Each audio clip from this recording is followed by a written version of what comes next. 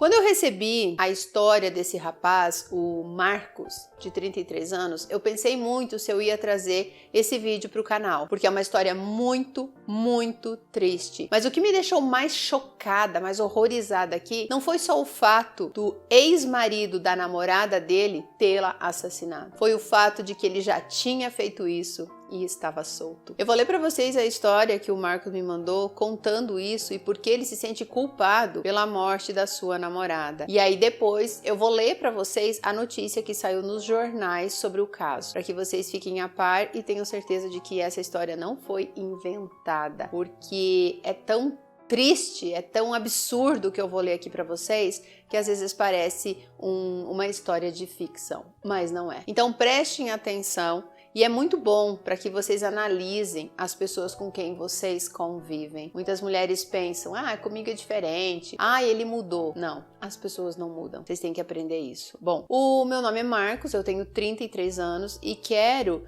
que vocês entendam e me deem as vossas opiniões. Isso aconteceu comigo há 2 meses e eu ainda estou em choque. Eu conheci uma moça chamada Ana Paula na escola ainda. Daí me envolvi um pouco e me separei dela. Éramos adolescentes. E encontrei outra pessoa com a qual eu tenho 6 maravilhosos filhos. E com um acaso, me reencontrei com a moça da escola, Ana Paula. E daí comecei a trair a minha esposa com ela. Daí me separei e fui morar na minha mãe.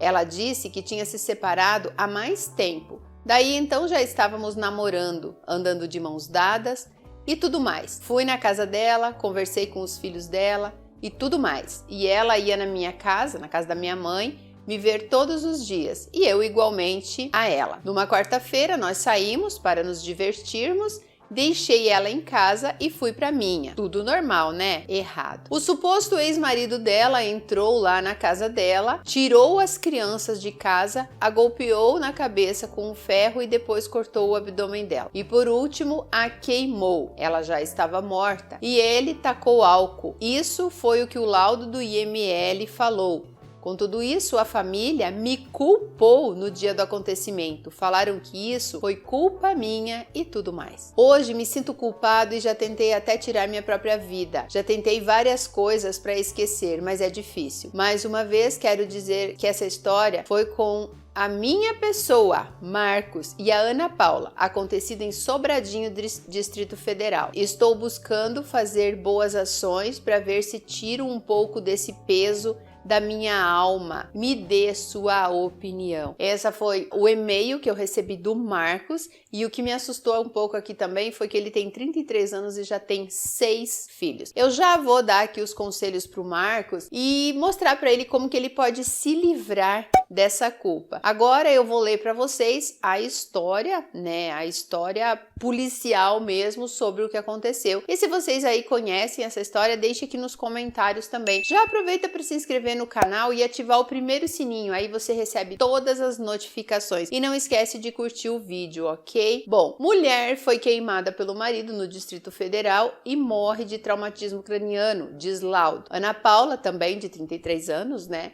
Foi assassinada e incendiada pelo companheiro dentro de casa. O crime aconteceu no dia 30 de março e o autor, Sérgio Avelino, de 45 anos, se matou em seguida. A auxiliar administrativa Ana Paula Alves deixou 2 filhos. Laudo cadavérico do Instituto de Medicina Legal IML constatou que a auxiliar administrativa Ana Paula Alves, de 33 anos, assassinada e incendiada pelo companheiro dentro de casa em Sobradinho, morreu por traumatismo craniano em razão de um trauma causado por instrumento contundente. O crime ocorreu dia 30 de março e o autor, Sérgio Avelino, de 45 anos, tirou a própria vida após se queimar propositalmente. Gente, ele tacou fogo no corpo dele vivo. Os corpos de Ana Paula e Sérgio foram encontrados no quarto do casal. No local, os policiais civis da 13ª Delegacia de Polícia de Sobradinho encontraram uma barra de ferro supostamente utilizada no crime. A auxiliar estava com as vísceras expostas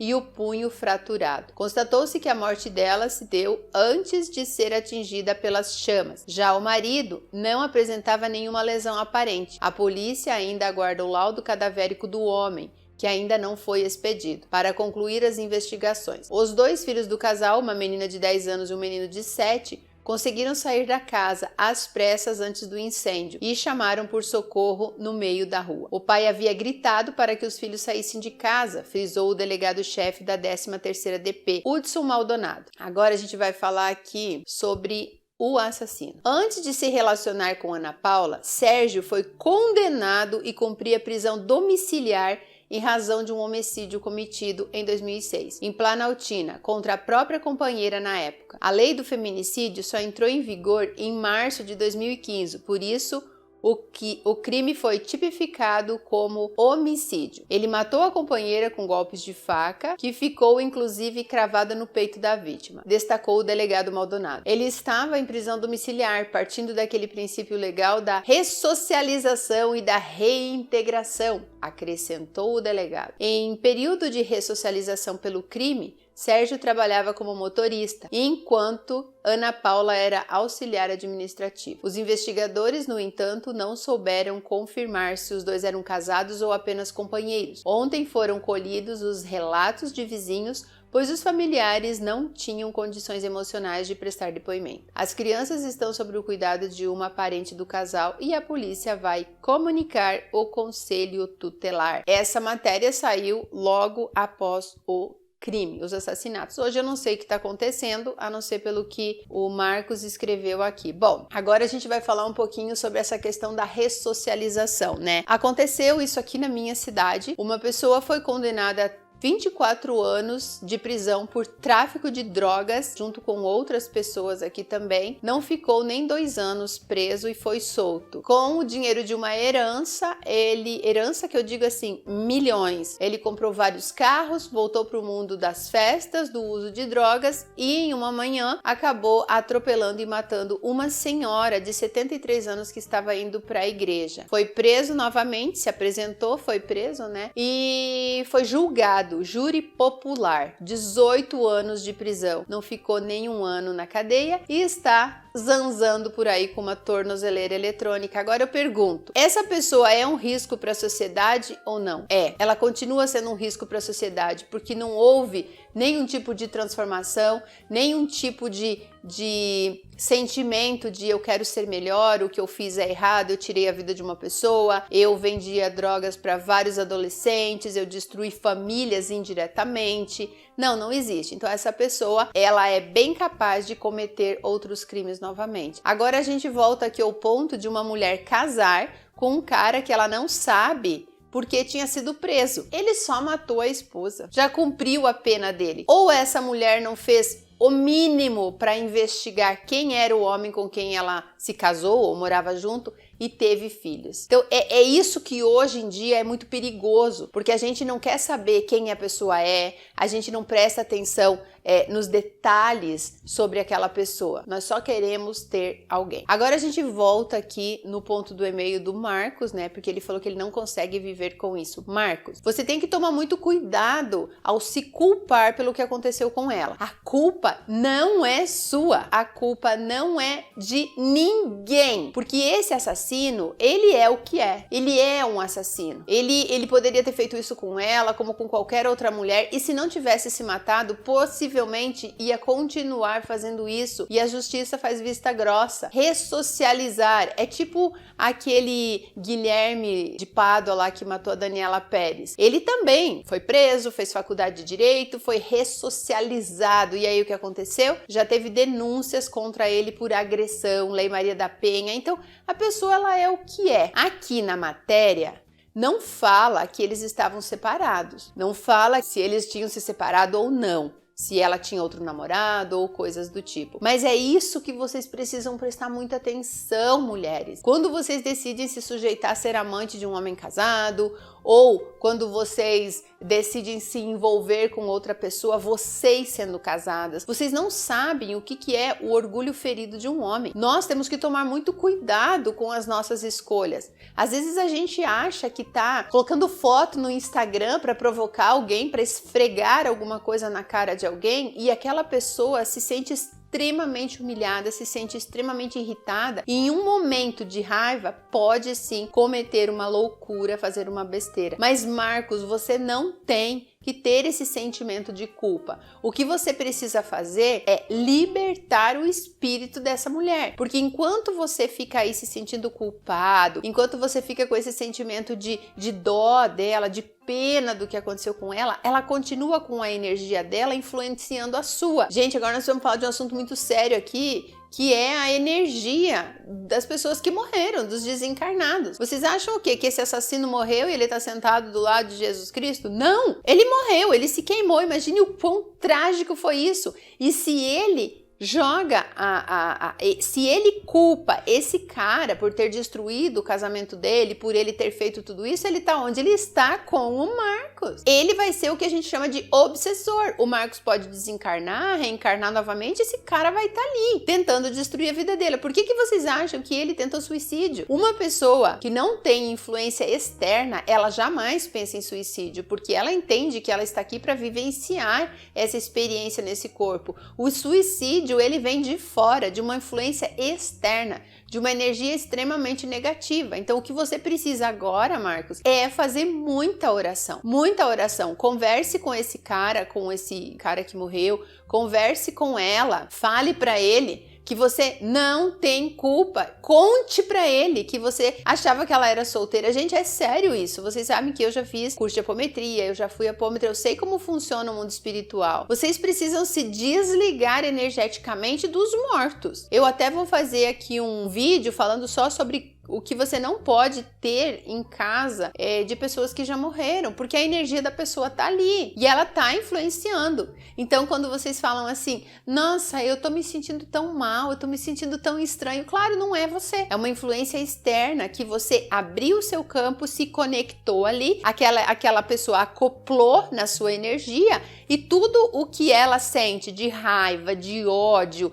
tudo que ela fala acaba influenciando você. Por isso que nós temos que tomar cuidado com quem nós andamos, porque a pessoa, ela pode ter obsessores que a acompanham, pode ter outras energias além da própria energia dela que pode influenciar na sua. Tem que ter entendimento disso. O que pode acontecer agora? Se o Marcos acabar cometendo suicídio, esse cara que se queimou ali, que provavelmente tá com a mulher junto, vem cá, amiguinha, agora você vai com a gente, agora nós vamos pro sofrimento aqui, você vai sofrer com a gente. Porque se você se sente culpado, é porque tem essa energia de culpa sobre você. Então, oração, faça oração, muita oração, se preciso for, peça perdão, mas eu não acredito que o perdão nesse caso é válido, porque quando você pede perdão, você tá assumindo a culpa, e você não tem culpa. Ele pode achar que a culpa é sua, mas não é. Você não tem nada que ver com esses dois. Nada. Você caiu ali de gaiato, como dizem. Você conheceu a moça, ela disse que estava separado, você estava casado, mas acabou resolvendo a sua vida. Eu não sou a favor da pessoa trair, mas pelo menos você foi homem de resolver a sua vida. Agora, meu amigo, é se elevar e desacoplar dessas energias aí. Se possível, vá no centro espírita, faça uma apometria, não sei o que você vai fazer, não sei se você tem religião, mas a base do negócio aqui, né, o foco aqui é oração. Orações intermináveis para esses dois. Manda seguir a luz, conversa, fala que eles podem evoluir, que eles não são obrigados a ficar aqui, que isso é só uma passagem, é só questão de evolução. Tem que conversar. Às vezes eu acho engraçado que as pessoas falam, não acredito nessa baboseira, mas tá lá na igreja rezando. Não faz sentido pra mim. Por que fazem missa de 7º dia, missa de corpo presente? Ué, não tá fazendo oração pro morto? É a mesma coisa. Tem que se desligar.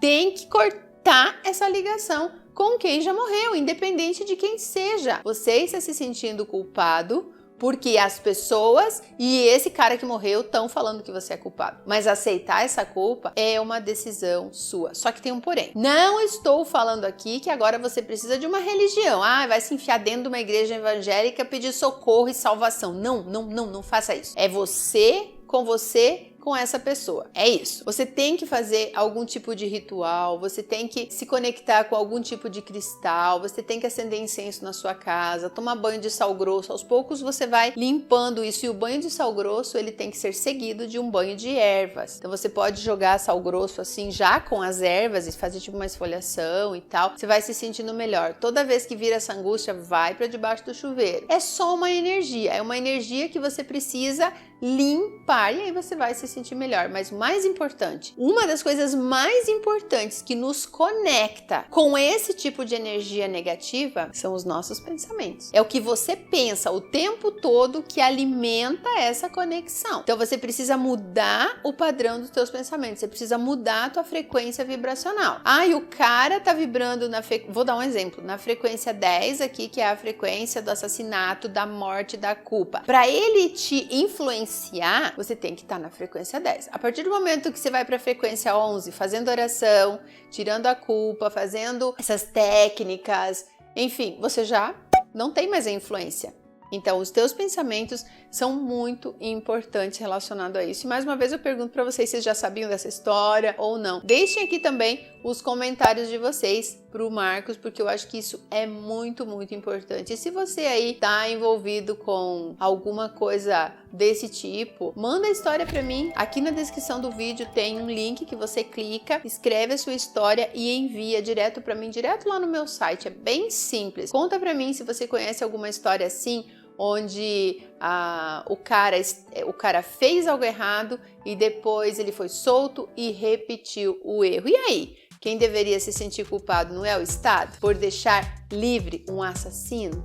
E aí?